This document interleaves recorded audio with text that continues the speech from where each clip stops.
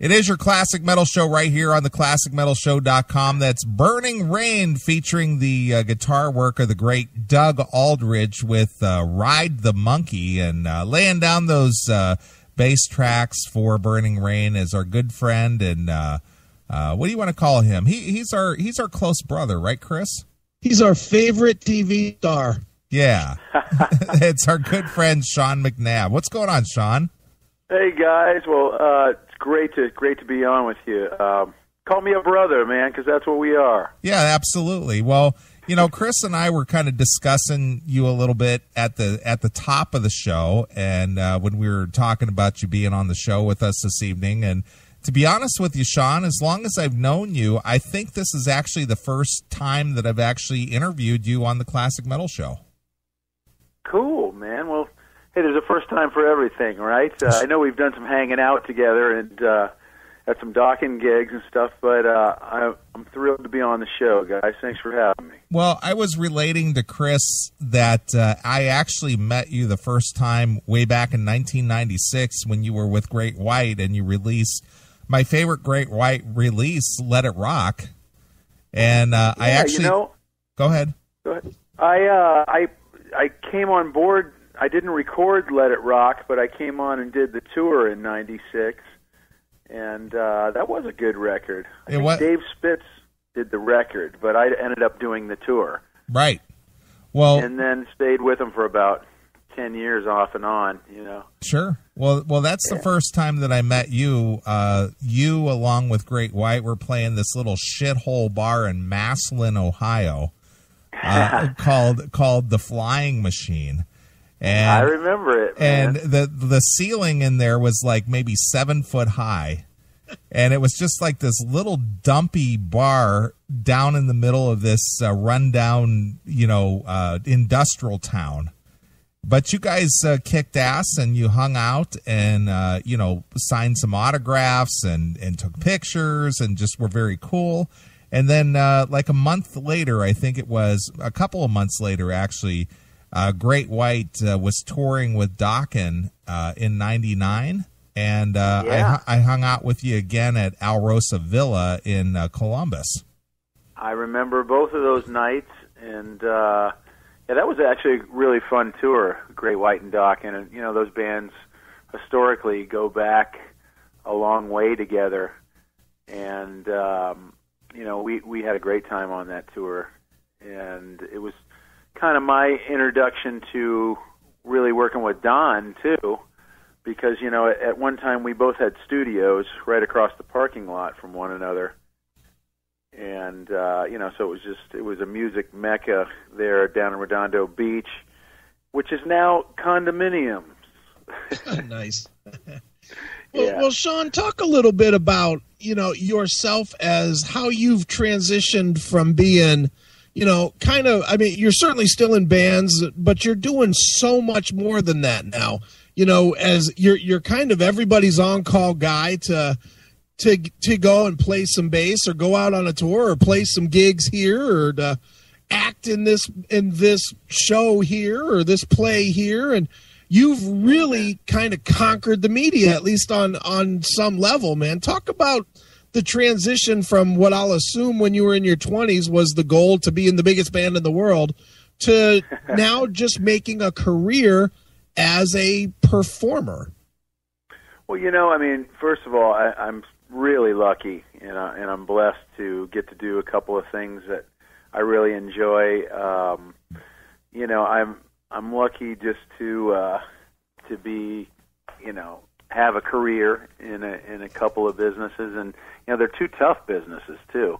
Mm-hmm. So just to be a working musician or a working actor is a very small percentage of all the people that are trying to do it. And believe me, I'm very humble about it, because I know how hard it is, and I just kind of put one foot in front of the other.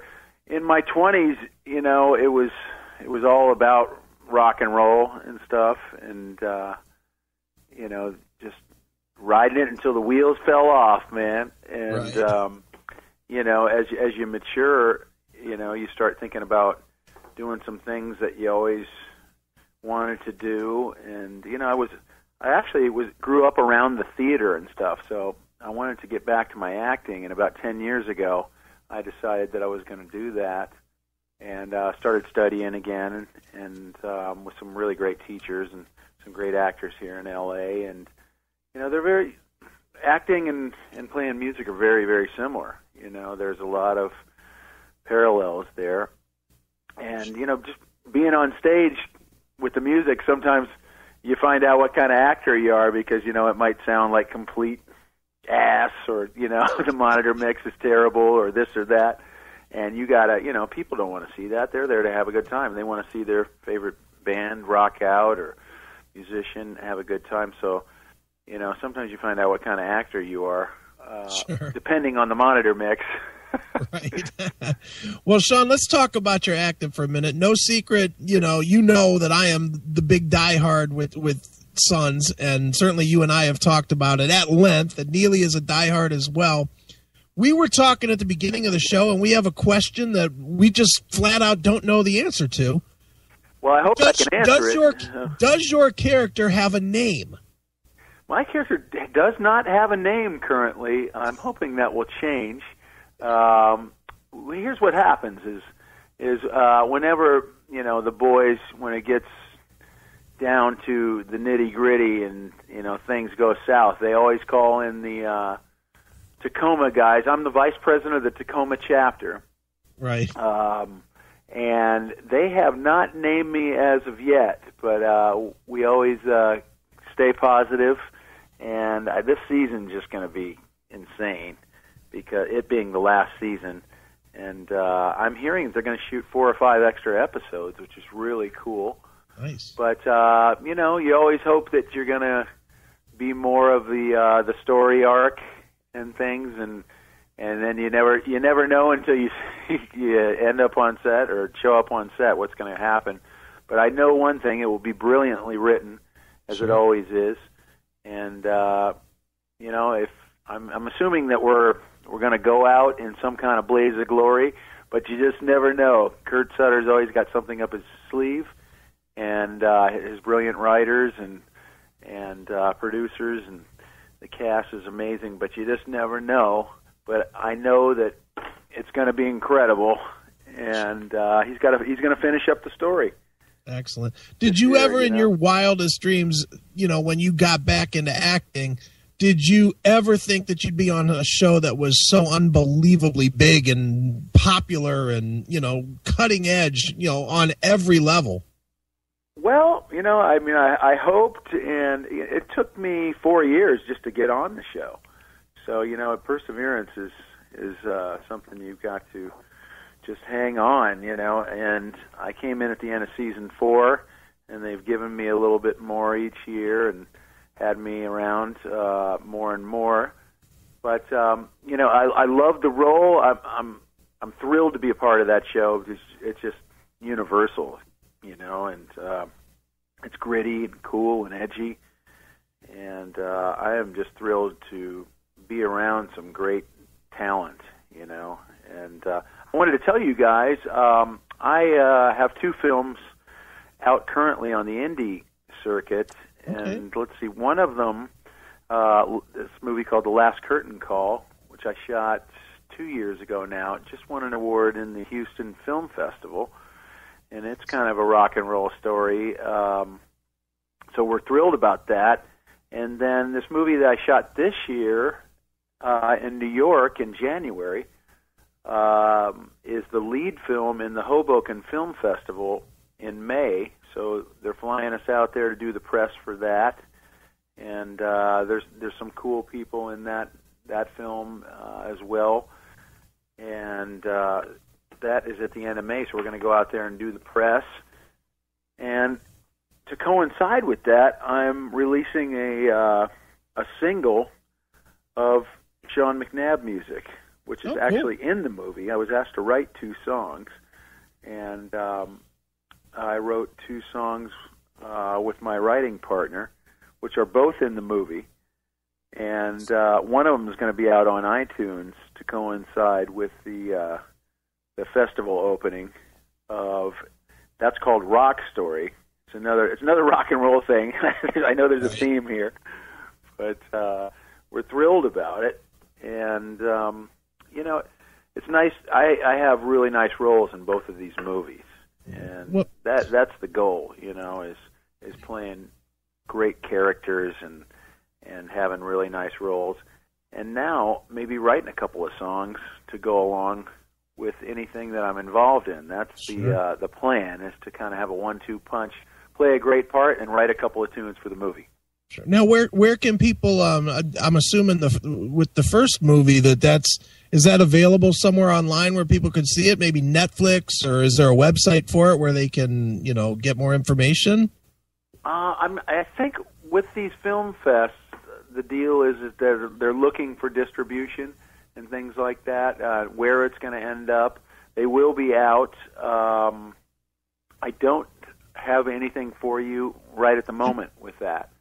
But if you go to my IMDb page, you'll see both movies there, and that will tell you how to, find it when they're released. And it's pretty cool. There's some names in this. Dominique Swain is in Rock Story. Gilbert Godfrey, Robert Bogue. There's some really Eric Edibari. There's some great actors in these movies, and I'm just really lucky to be playing a part, along with some great people. But we're going to go out and do all the press May 28th out in New York, and it's a pretty cool thing to be involved with on this indie circuit. As an actor, it's tough, man. You got to make these steps, and you just keep hopefully taking steps in the right direction. And right now, I'm kind of at the indie film level, and as it goes, you hope you get up to bigger budget stuff and bigger, stronger parts, and you just put one foot in front of the other and keep improving. Well, I'm not really sure how we ended up getting you on the phone, Sean. I mean, seriously. Well, you guys are my bros. That's why. Well, going back to the Sons, though, Sean. This is something that Chris and I have talked about on the show, and this appeals to our carnal male side. We both think that Maggie Siff was what we like to term as dirty hot. Did you ever work with her on the set at all? Absolutely, and she's a complete sweetheart, and I thought she was hot too. Oh, and unfortunately, she's gone. I know, isn't that sad? Well, that's not what I'm hearing in the press, though. I'm hearing that the first couple episodes are going to be written a couple weeks before she died, so she might actually be back.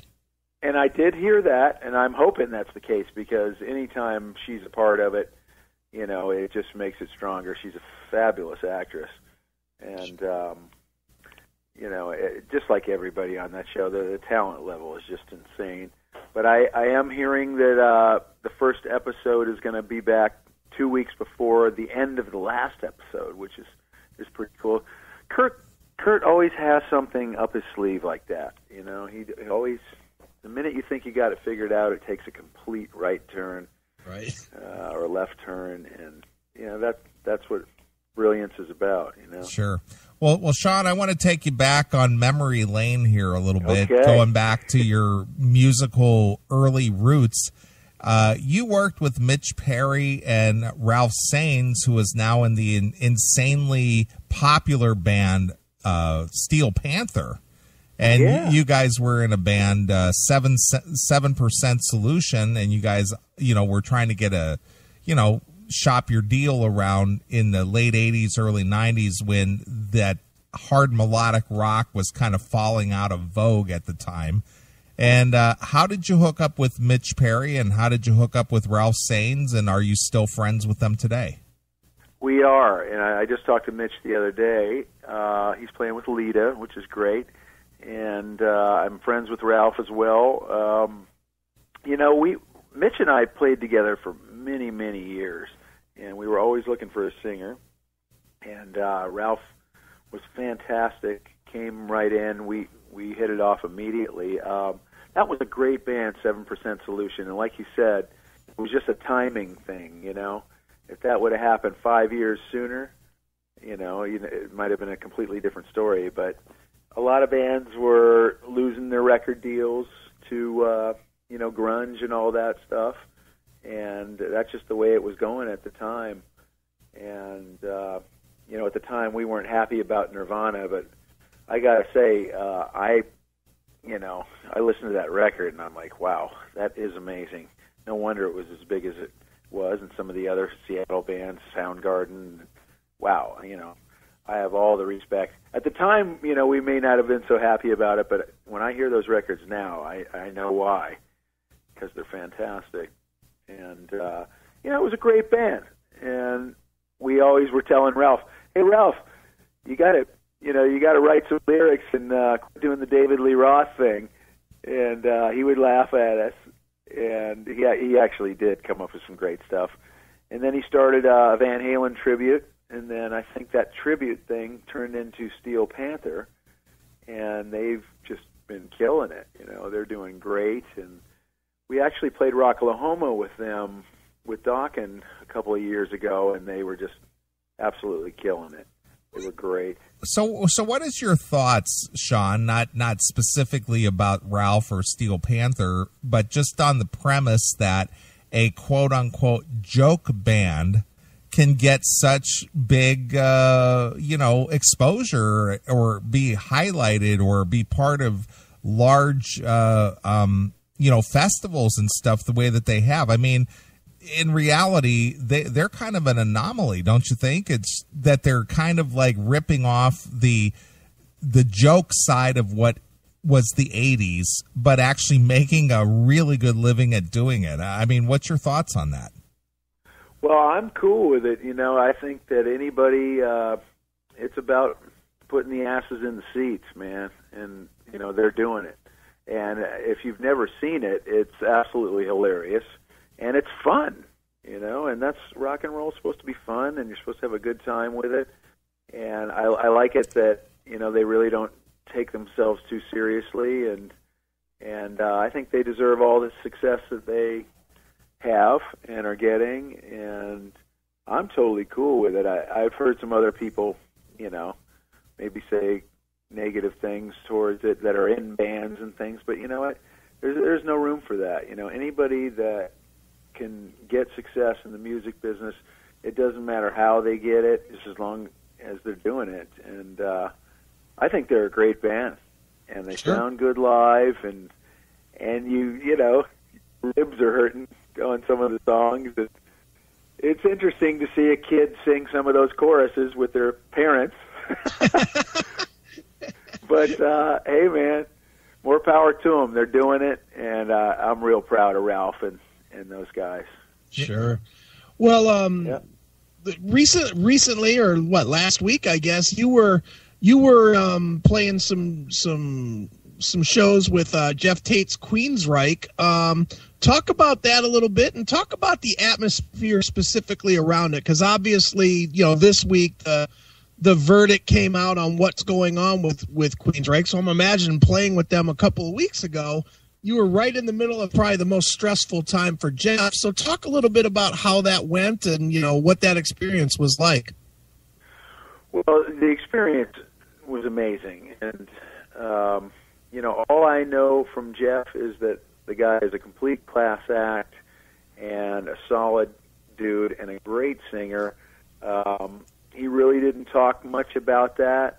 I got to play with one of the greatest bands. I was a huge Queensryche fan.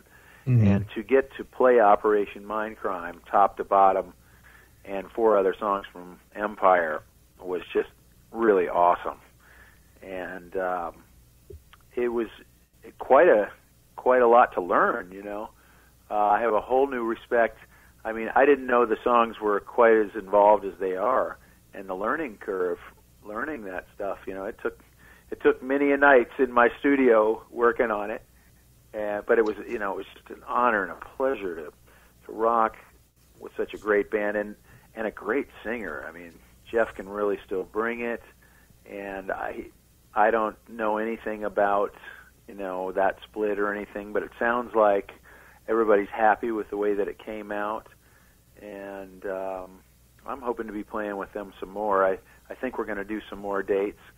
But, there's two other great bass players in there. Rudy Sarzo, one of my good friends and mentors, and then the great John Moyer from Disturbed and Adrenaline Mob is like the other guy. So I was just kind of filling in for those guys. But, man, what a great band. And the show that we did was in Louisiana. It was just completely kick-ass, you guys. We threw down, and people loved it. And I'm really looking forward to doing more with them. Well, Sean, let me ask you, as a bassist, and, obviously you're a musician, I'm going to refer to you as a journeyman because of the length of time you put in and the fact that you do play with so many different people. From a business standpoint, how does it work where you get the call to fill in, in various bands? I mean, obviously we talked about 7% Solution, and you were in Quiet Riot, and you played with Terry Illowis in a lineup of XYZ, and you play in Dokken, and you play in Great White, and you play in House of Lords. Yeah, House of Lords. I mean, it just goes on and on and on. How do you get the gigs? How does that work? Do you have a good management team, or do you personally network very well, or is your name in a hat that they just pull your name out? How does that work? Well, I mean, I've been blessed, that's for sure. I think it's, doing a good job for people, is always the first and foremost thing. And I think when people know that they can count on you is a big plus. I've been a lot of luck. Most of the gigs that I get are either through friends or, word of mouth kind of thing. And then it's, doing your homework, showing up, being a pro, being no problem whatsoever, and doing a great job. That's where it's at. And I've been lucky to be doing that. I wanted to tell you guys, I was just finishing up a record with Craig Goldie and Frankie Benelli and Chaz West for Frontiers. So I was just over there. I'm going to finish the last track tomorrow. This new thing called Living Out Loud, which is through Serafino's Frontiers label. And Alessandro, I think it's Del Vecchio, yes. Alessandro Del Vecchio, producer, writer guy, and it's actually going to be a really cool record. It's called Living Out Loud. And I'm hearing we may do another Burning Rain record at some point. But, I'm really, like I said, I'm just a lucky guy. I've been doing this a long time. And hopefully, you show up and do a good job and you get the call back. It's a lot of acting stuff is like that. The guys that have been in it and doing it for a long time get seen first by casting directors because they know who they are. And they are the guys they bring in first. I'm hoping, in my case, that they're going to bring in some new actors as well to see.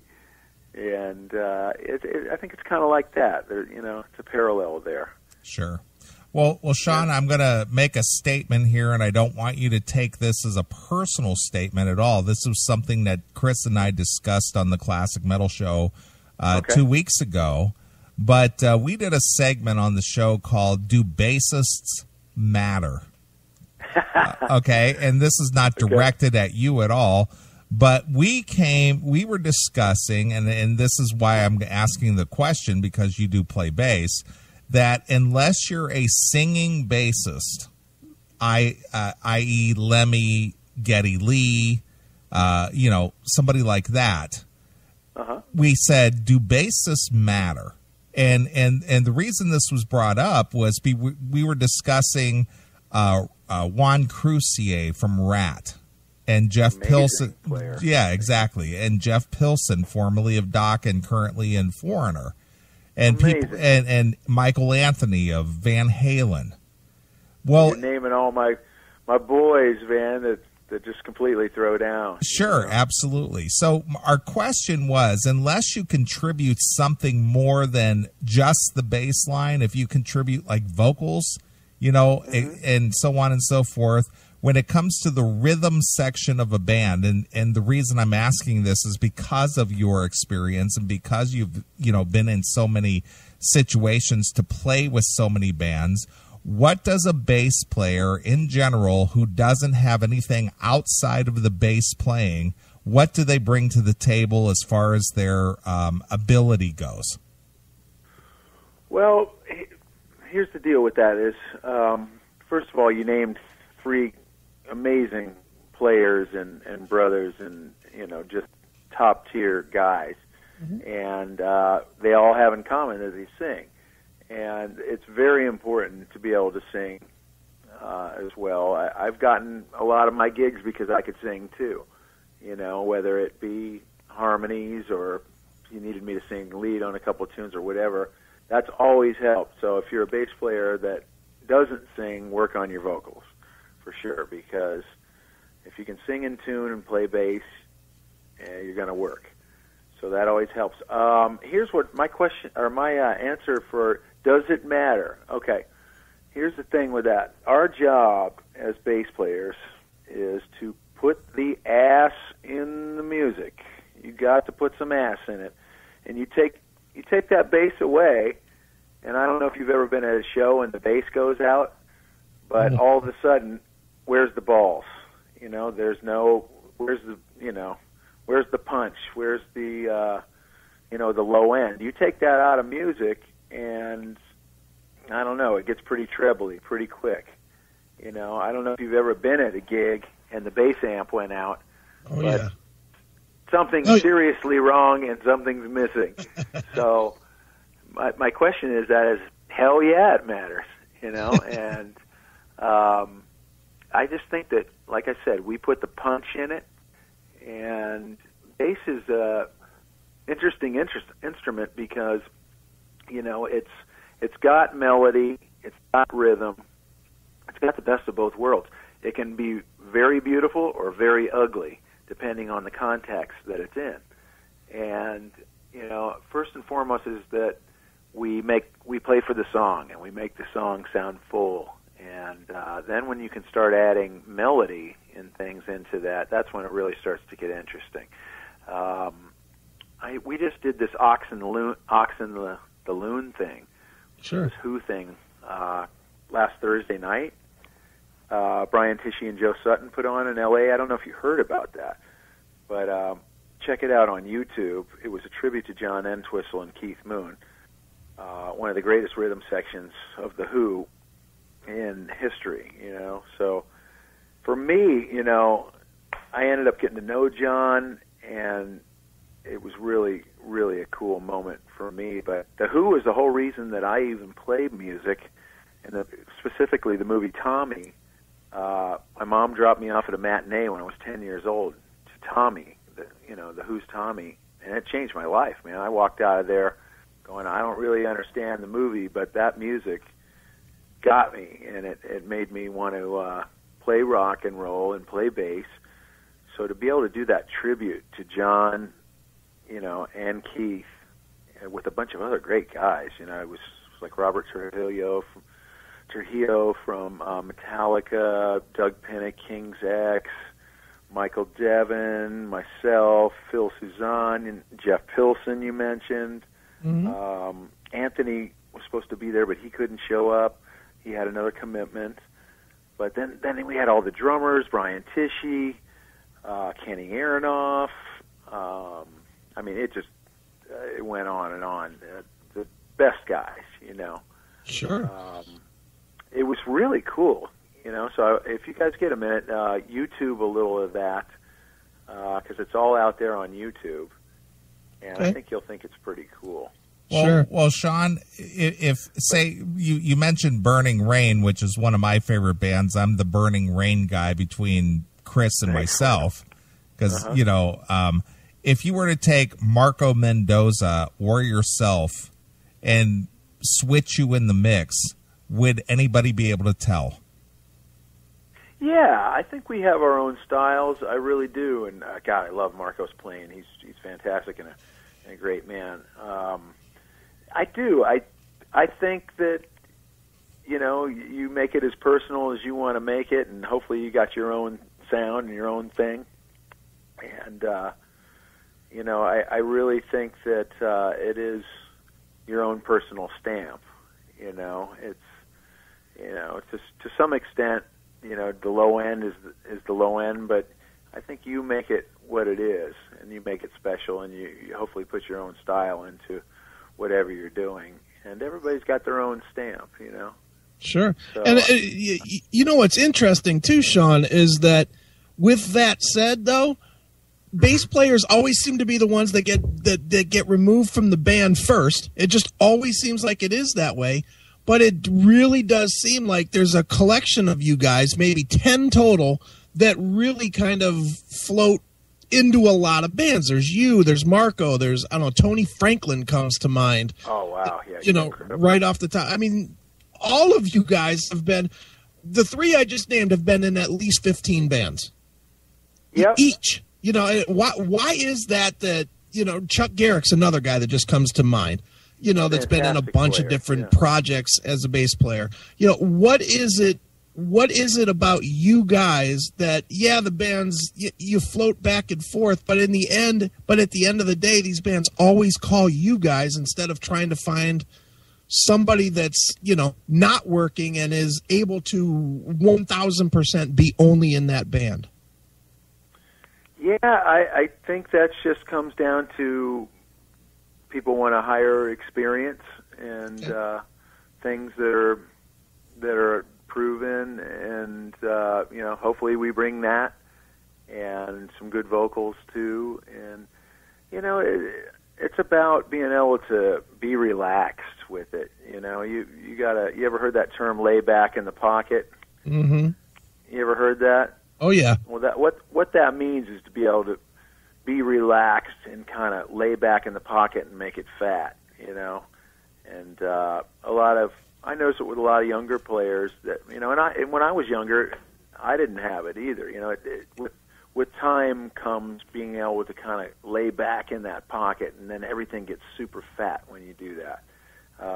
It's not that it's a little bit slower. It's not that it's hard to explain, but laying back in the pocket is where it's at, and I think all those guys that you mentioned know how to do that.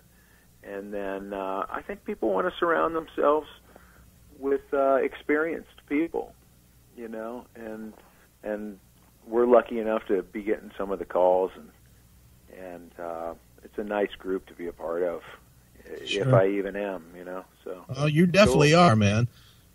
Just a curiosity question as a bass player yourself. To me personally, as a non-instrument playing, nobody, Franklin is by far the most incredible player I've ever seen. Seeing him in the Firm, and especially with the Firm, I was like, wow, is this guy something totally different than everybody else? Who is it for you as a bass player? Who is it that you just look at and are like, Jesus, I wish that was me? Well, he's definitely one of them. And I wish I was the kind of fretless player that he is, and he does bring something special that I've never seen either. There's a bunch of guys, Robert Trujillo and Metallica is another one of my favorites. Entwistle, man, he did amazing things and highly influenced me. There's a lot of I'm old school too, so I had some influence from some of the jazz guys like Jaco Pastorius, Jeff Berlin. I have a little bit of that back pickup thing. There's also, James Jamerson from the Motown. That guy was one of the greatest bass players to ever live, and he did it all with one finger. So it just shows that, you can do it with one finger. There's so many amazing players out there. Billy Sheehan. He took part in the Entwistle Ox and Loon thing. That was incredible. There's just so many great guys out there. McCartney, huge influence. Geddy Lee. all those dudes. Chris Squire, he's amazing. And I actually got to hang out and party with him back in the day when I was still doing that. And that was some amazing stuff. He handed me the Rickenbacker that he cut roundabout and Fragile with. And wow. I was like, here it is, Sean. And I was like, oh, my God, So that was pretty neat. And like Entwistle, one time I was at Mates after we'd gotten to know each other, and he let me play through his rig, I've gotten to do some amazing things, and maybe I'll write a book about it one of these days. I don't know that anybody will care, but it might be a decent read, Sure. Well, Sean, how do you think Geezer Butler has been able to slap his bass with that butterfly action without having carpal tunnel after 40-plus years? Yeah, he's doing it the right way. Geezer's the man. He's got good technique. I think, he's got amazing technique, and, God, he was one of the rock forefathers for sure. Without him, things wouldn't be quite the same. And I got to say, I went and saw Sabbath in September last year at the Sports Arena, and that's exactly the way I want to remember Black Sabbath. They were so good that night. It was just absolutely incredible. They were dead on, and even though Bill Ward wasn't there, Tommy Clefetos played drums and did a great job. But that show was amazing, and Geezer killed it. They all killed it, and that's exactly. I don't ever want to see Black Sabbath again unless I play with them on a bill or something, because it was so good. I don't know if you can top that. Sure. Well, I'm waiting for that Black Sabbath Dio reunion. Yeah, you might be waiting a little while. God rest his soul, man. Sure. I miss that guy. Yeah, so we much. all do, man. Believe me, we do. Yeah, I know you do. You talk about a great man. That guy was just. When I first got in Quiet Riot, I think I was freshly 21 or whatever. The first gig I ever did with Quiet Riot, I came to Hollywood. I got into Quiet Riot like 3 weeks later. Talk about luck. The first gig we did was Japan Aid 2 in Tokyo with Dio and a whole bunch of other cool bands. But Dio was the rock headliner. There were some other jazz people and stuff that were great. And James Brown was on the bill. But Ronnie was so nice to me just from the minute I joined that band. He knew I was young and green and stuff. But him and Jimmy Bain and some of those guys really took me under their wing and were just really good to me. And we ended up being really good friends, and what a legend, and just the ultimate sweetheart of a guy. Sure.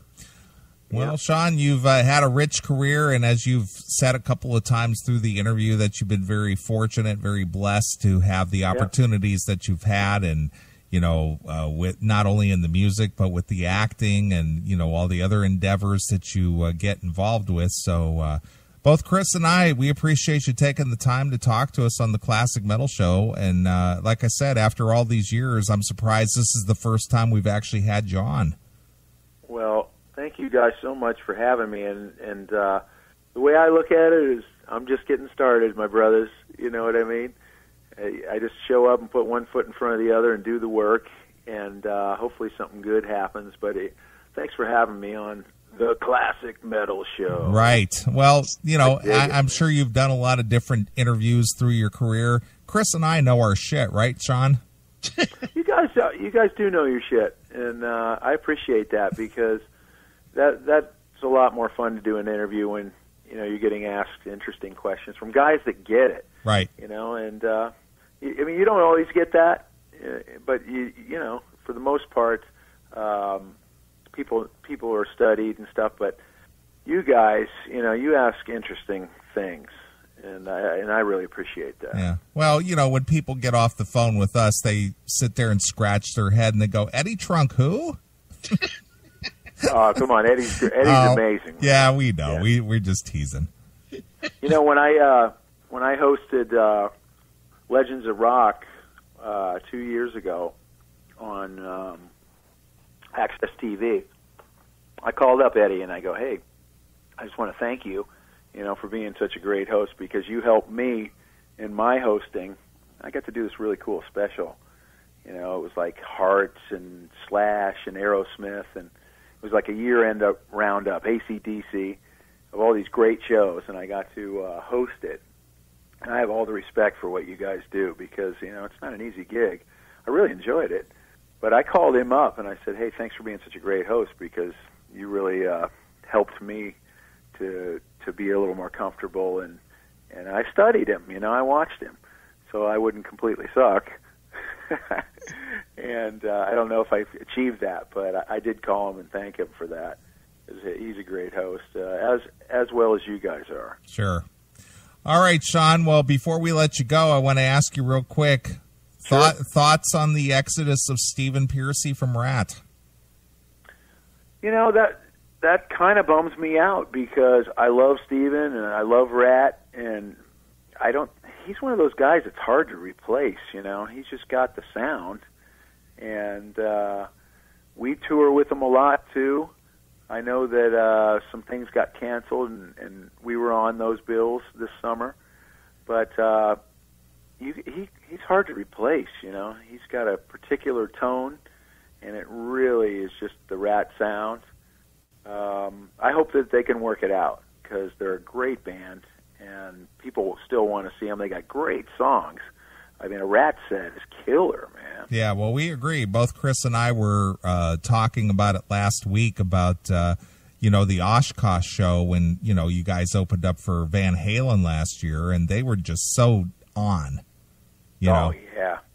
They're always on, and then Carlos is a great fit in there, and they got Juan back in the band, who's, you know, one of my favorites, and a brother, and they were, I thought they really, you know, were ready to charge hard for many years, you know, but I just hope that they can work it out because it's a great band, and you know, I'd love to see them continue the way they are.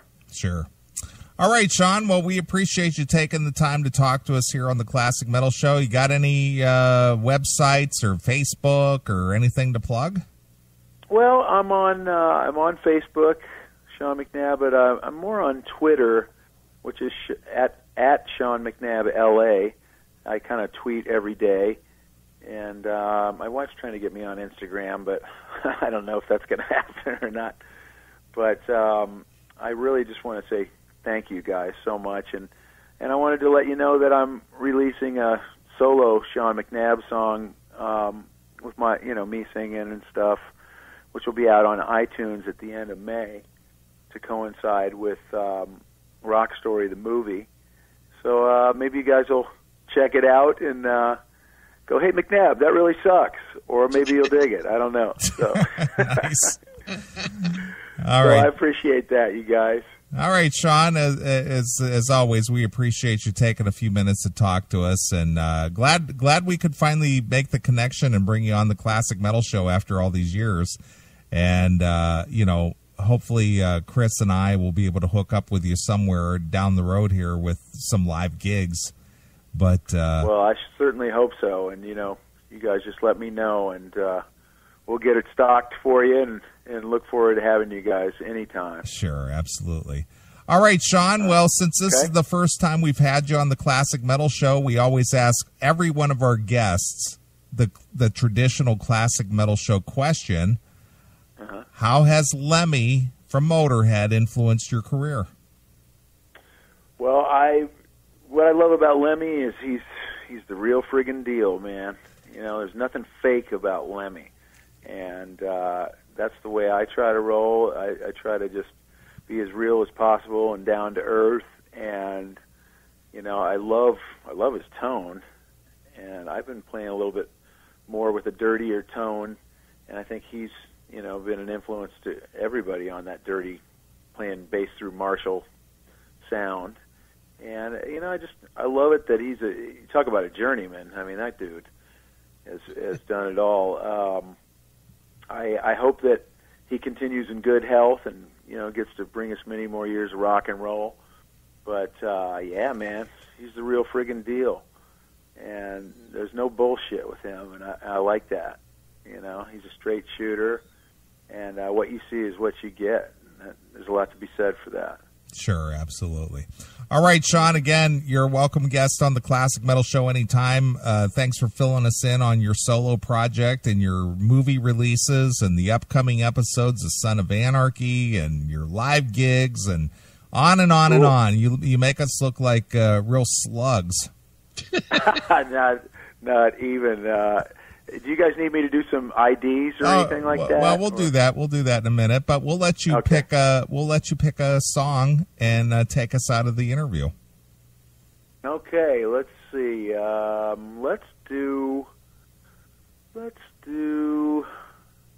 In. Does it have to be something I played on, or can it be anything? Whatever you want. Let's do "Jet City Woman" by Queensryche. Okay, we can do that. And why that song? I just dig it, you know. I love all those songs, but for some reason, I just remember Brian Tichy counting that off and kicking into Jet City Woman. The bass starts it; it's badass, and getting to do that with Jeff was really something else. So let's go with Jet City Woman. All right, excellent. All right. From Empire. Excellent. All right. Well, here it is. This is Queensryche with Jet City Woman exclusively here on your Classic Metal Show.